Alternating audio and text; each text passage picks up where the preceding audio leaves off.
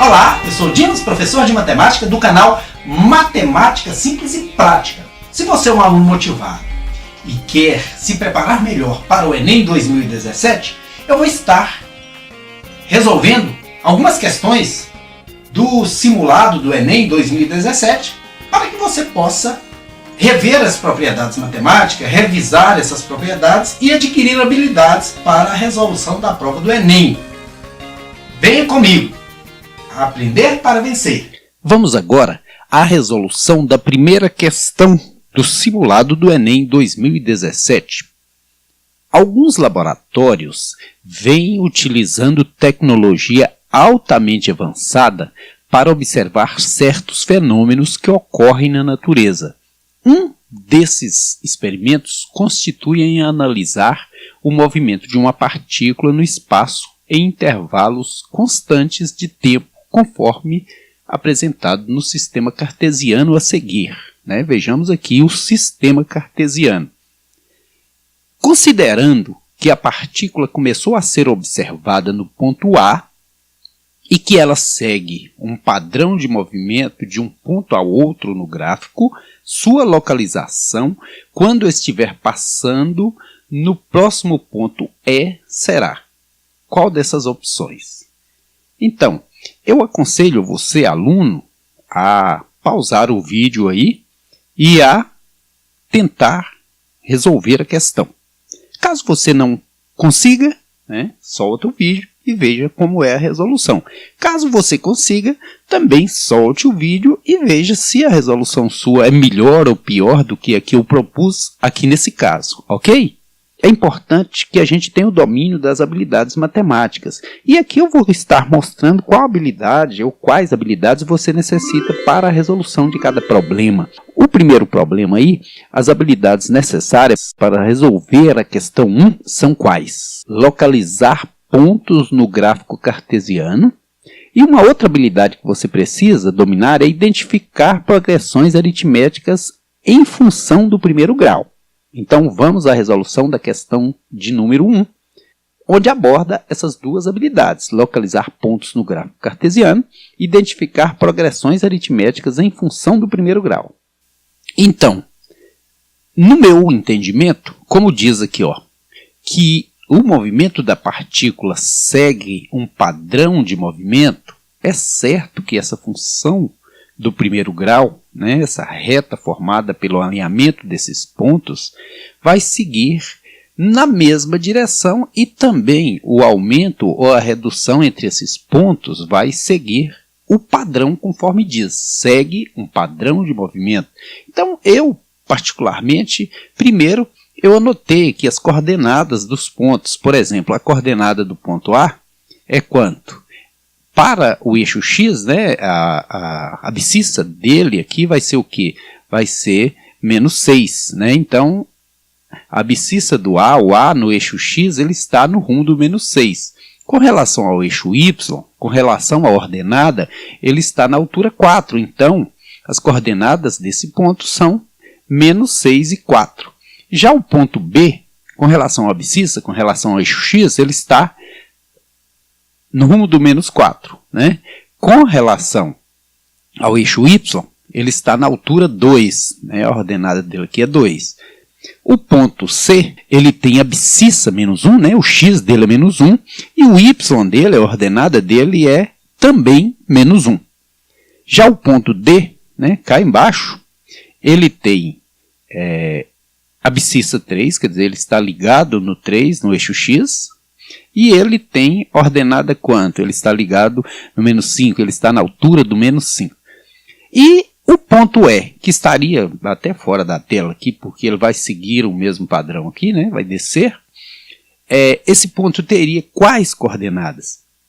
Ora, se você observar direitinho aqui com o X do ponto, observe que a diferença aqui de 6 para 4 é de 2 positivo, Menos 6 mais 2 vira menos 4, ou seja, se eu devo R$6 e pago 2, fico devendo 4.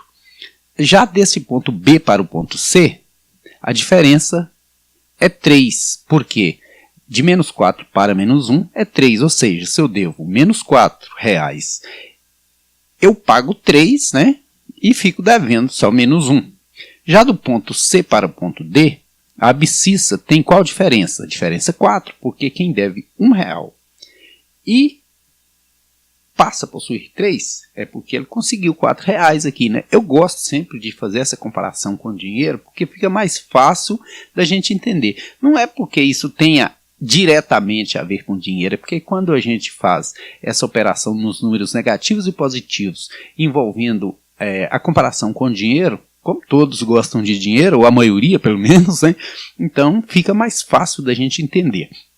E qual seria aqui o próximo número que representa a abscissa do ponto E? Observe que está aumentando. 2, 3, 4. Obviamente, o próximo vai ser quanto? 5. Se ele for 5, 5 mais 3 vira 8. Então, eu sei que a abscissa desse ponto certamente é 8. Já com relação às ordenadas, ao y aqui do ponto, nós temos de 4 para 2, o que houve? Houve uma redução, diminuiu 2, né? Quem tem 4 e passa a ter 2 é porque diminuiu 2. Do 2 para o menos 1, já houve uma diminuição de 3. Então, quem tinha 2 e passou a dever 1 é porque perdeu 3. Agora, do ponto C para o ponto D, observe que aqui houve uma redução de 4, menos 4. Por quê? Porque quem deve 1 e passa a dever 5 é porque perdeu 4. E qual seria, né, esse número aqui? Obviamente, se está vindo menos 2, menos 3, menos 4, essa progressão aritmética, né, ela vai ter como elemento o menos 5. Porque observe que está aqui numa progressão aritmética, está indo menos 2, menos 3, menos 4, menos 5, na razão menos 1, né? Menos 2 com menos 1, menos 3, com menos 1, menos 4. Quem deve 4 contrai uma dívida de 1, passa a dever 5. Então observe que se aqui essa ordenada era menos 5, com esse menos 5 aqui ela vem para quanto? Vem para menos 10. Então, a alternativa correta é qual? É a letra D, 8 e menos 10, ok? Espero que você tenha entendido. Questão número 2. O condomínio de um prédio de luxo resolveu trocar o piso do seu salão de festa. O novo piso será coberto por lajotas quadradas, todas iguais. Em cada lajota, o lado mede 40 centímetros e a espessura mede 5 centímetros. Eita, lajota grossa, hein, meu amigo? O salão de festas possui 40 metros de comprimento por 20 metros de largura. Trembão, hein? Foi reservado um espaço para colocar as lajotas em pilhas de 2 metros de altura quando forem entregues. O número de pilhas formadas é igual a... Então, você pode pausar o vídeo e tentar resolver a questão. Habilidades necessárias para resolver a questão de número 2. Calcular a área de figuras planas retangulares e calcular o volume de paralelepípedos retângulos. Paralelepípedos são sólidos geométricos e retângulos são sólidos geométricos que têm todos os ângulos com 90 graus, ângulos retos. E também transformar unidades de medidas. Nós vamos trabalhar aí com centímetros quadrados e metros quadrados, com centímetros e metros. Então nós temos que ter essa habilidade de transformar o metro em centímetros ou os centímetros em metros, né? No meu entendimento, eu procurei primeiro calcular a área de cada lajota, porque isso é necessário. Então, as lajotas, inicialmente, eu preciso lembrar que elas são o quê? Elas são quadradas. Se elas são quadradas, significa que todos os seus lados são de mesma medida. Então, 40 centímetros um lado, 40 centímetros o outro. A área de uma lajota é dada por o quê? Lado ao quadrado, né? Porque é um quadrado, ou então lado vezes lado, 40 centímetros vezes 40 centímetros, o que é exatamente a mesma coisa, né? Lado vezes lado, ou lado ao quadrado é a mesma coisa. 40 vezes 40. Então, se nós temos aqui 4 vezes 4, 16, coloca-se os dois zeros, 1.600 centímetros quadrados. Só que nós temos um problema. Aqui, ó, o salão de festas possui 40 metros de comprimento por 20 metros de largura. Observem que está em metros, a medida está em metros. E eu tenho a área da lajota em centímetros. A gente sabe que a área do salão, né, a área de um retângulo, ela é procurada pela fórmula lado vezes lado ou base vezes altura, né, conforme queiram. Então, comprimento vezes largura. Então, 20 vezes 40 vai dar 800, porque 2 vezes 4 dá 8. Coloca-se os dois zeros, né? Dá 800 metros quadrados. Por que eu estou abreviando essas multiplicações? Olha, sem fazer a continha, né? Porque você que vai fazer o Enem, você precisa administrar muito bem o seu tempo. Porque senão o tempo acaba e você está com metade da prova para ser resolvida. Então a gente agiliza. 2 vezes 4, 8. Coloca lá os dois zeros e parte para frente.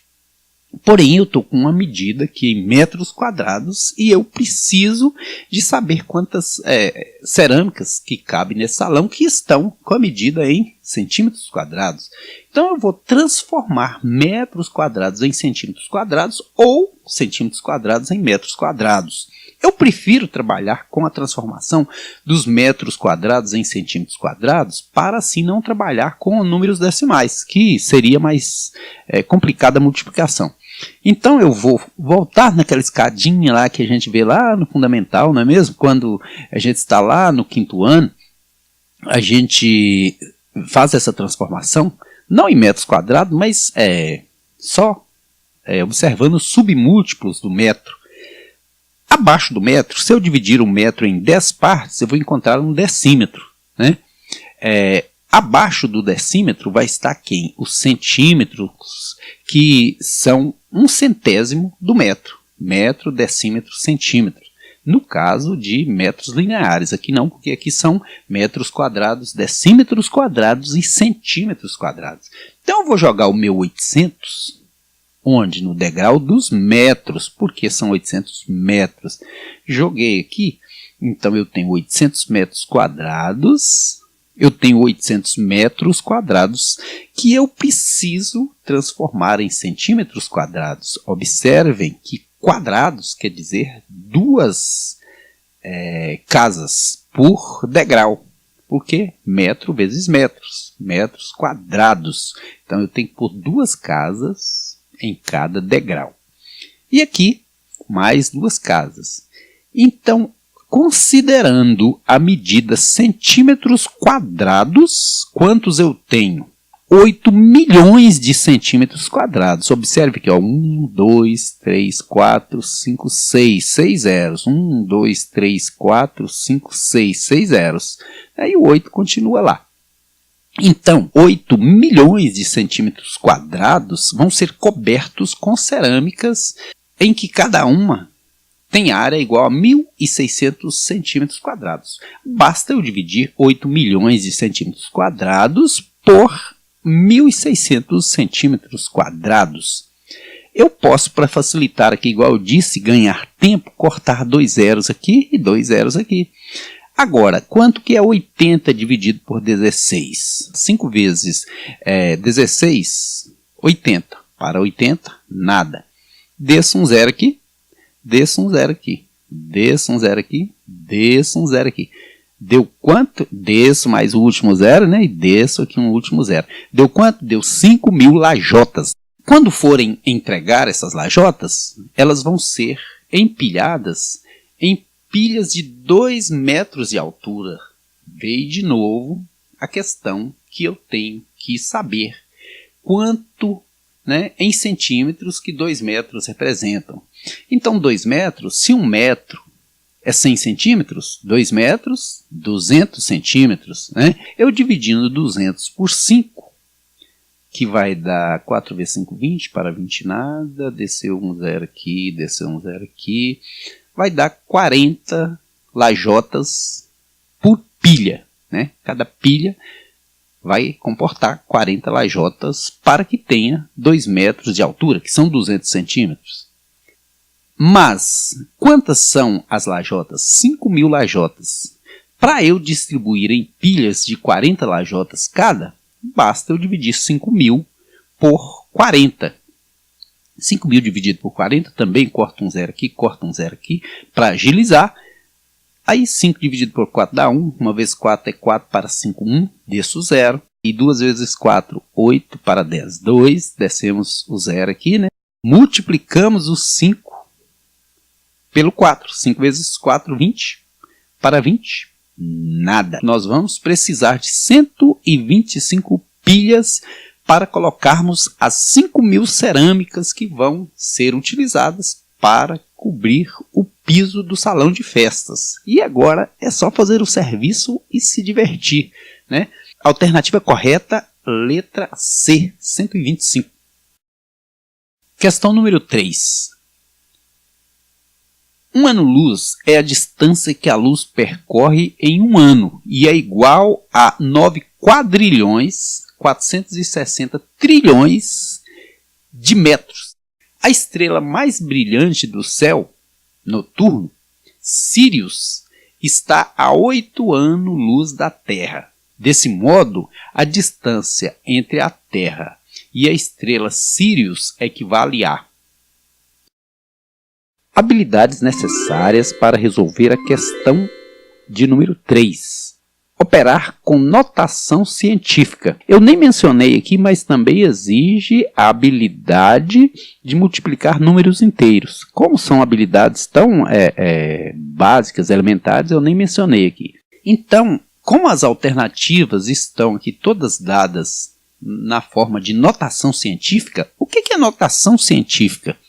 Como são números enormes, os matemáticos encontraram uma forma de expressá-los de maneira mais abreviada, mais resumida. Então, para isso, a matemática oferece uma possibilidade de representar esse mesmo número de uma maneira diferente, que é chamada de notação científica, onde você só pode deixar um algarismo antes da vírgula e transforma o resto em potência de 10. Observem que aqui tudo está com o 10. 10 a 14ª, 10 a 15ª, 10 a 16ª, 10 a 15ª de novo, 10 a 16ª de novo. Então, tenta resolver. Se você não conseguir, solta o vídeo. Se conseguir, solta também para conferir se a sua resposta está legal, está bacaninha, está certa, ok? Então, a princípio nós lembramos aqui, que esse número, que é a velocidade da luz, precisa ser multiplicado, por 8, porque são 8 anos-luz. Então, multiplicamos por 8. Igual eu falei, a questão de administrar o tempo no Enem. Tempo no Enem é muito precioso.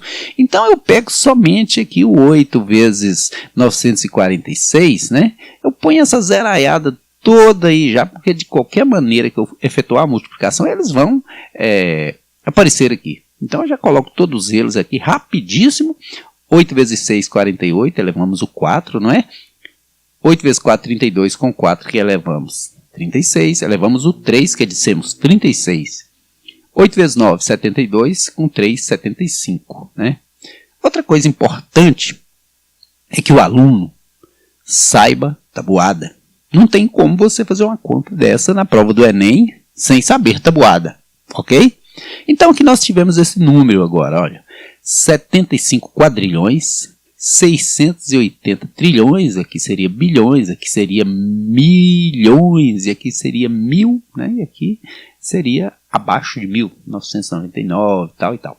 Então, nós temos esse número que deve ser expresso em notação científica. Então, lembramos que notação científica só pode ficar uma casa antes da vírgula.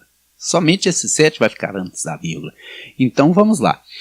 Uma casa, a vírgula estaria aqui, ela vai se deslocando. 1, 2, 3, 4, 5, 6, 7, 8, 9, 10, 11, 12, 13, 14, 15, 16. Olha lá a danadinha, chegou aqui, a vírgula chegou aqui, ela se deslocou para a esquerda 16 vezes. Isso implica que é 7 7.568 vezes 10 elevado à 16ª potência. Por que 16ª? Porque a vírgula estaria aqui e ela foi deslocada 16 casas para a esquerda. 7.568 vezes 10 elevado à 16ª potência. Metros, né? Letra C de casa. Vamos agora à resolução da questão de número 4. Sabe-se que um número é divisível por 10 quando termina em 0.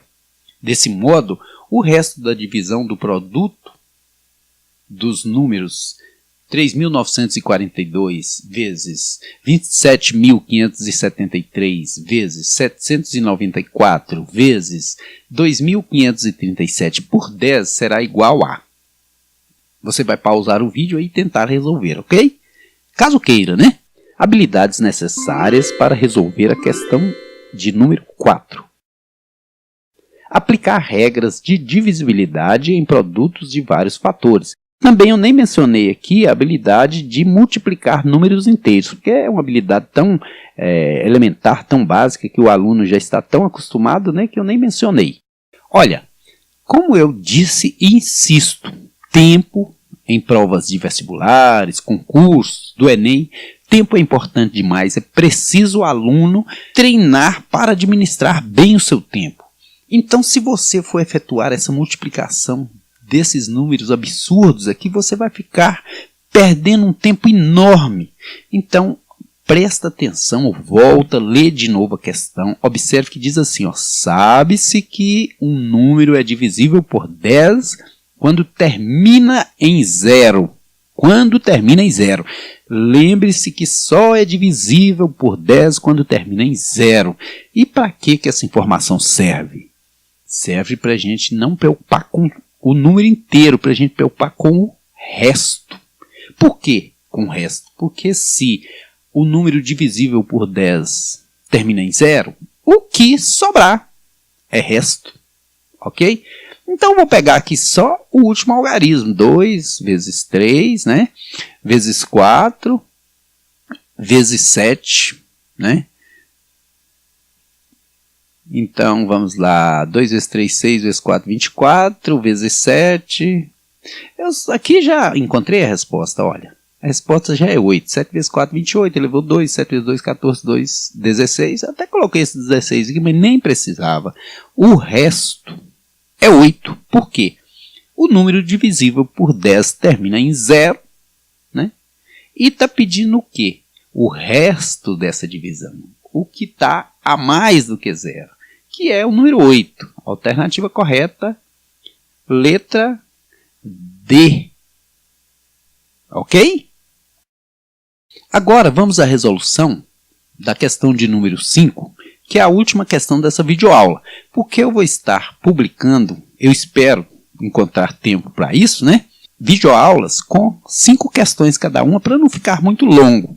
Serão 8 videoaulas com 5 questões cada uma. Então, se você gostou da videoaula hoje, você pode assistir a próxima também com as próximas 5 questões. No Egito, as pirâmides foram construídas para abrigar as tumbas dos faraós. Ao todo, são mais de 100 pirâmides no Egito, com destaque para a pirâmide Quéops. Ela foi construída pelo faraó Quéops por volta de 2.500 anos antes de Cristo. Considerada a maior de todas as pirâmides, é a mais antiga das 7 maravilhas do mundo antigo e a única a resistir ao tempo. Esses faraós eram geniais, né? Eles se eternizaram aqui nessas pirâmides, mas para a gente isso é só informação a nível de conhecimento, matematicamente falando do nosso problema, que não interfere em nada. Em relação à reta que contém o segmento EF do tronco da pirâmide de bases quadradas, mostrado na figura, constata-se que ela é. Ela é o quê? Vamos ver.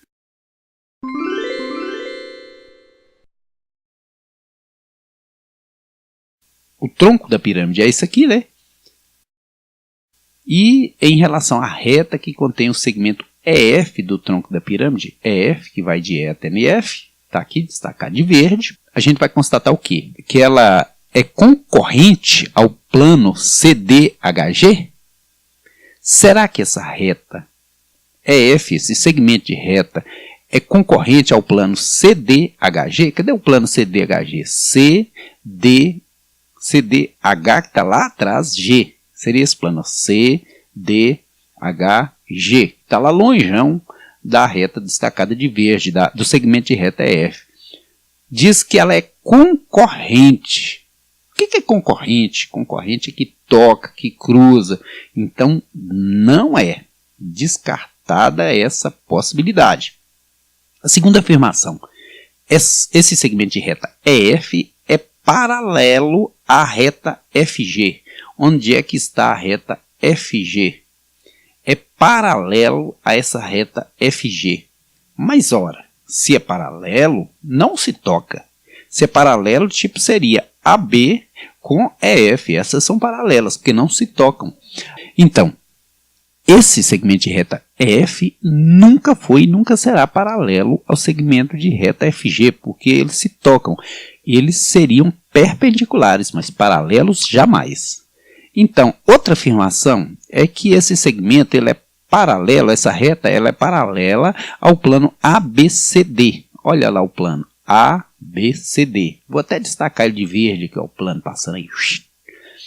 Paralelo. Esse segmento de reta, essa reta EF, é paralela ao plano ABCD. Claro, a distância em qualquer ponto é a mesma, né? Os pontos desse segmento de reta estão equidistante desse plano. Então, eles são paralelos. O plano e a reta são paralelos. Então, alternativa correta, letra C. Caro aluno, espero que você tenha gostado da videoaula. Se você gostou, inscreva-se aí no canal Matemática Simples e Prática e receba as novas videoaulas que serão publicadas em breve. Um abraço, estudem bastante, sucesso! Até mais, colegas. Estudem bastante, viu, gente?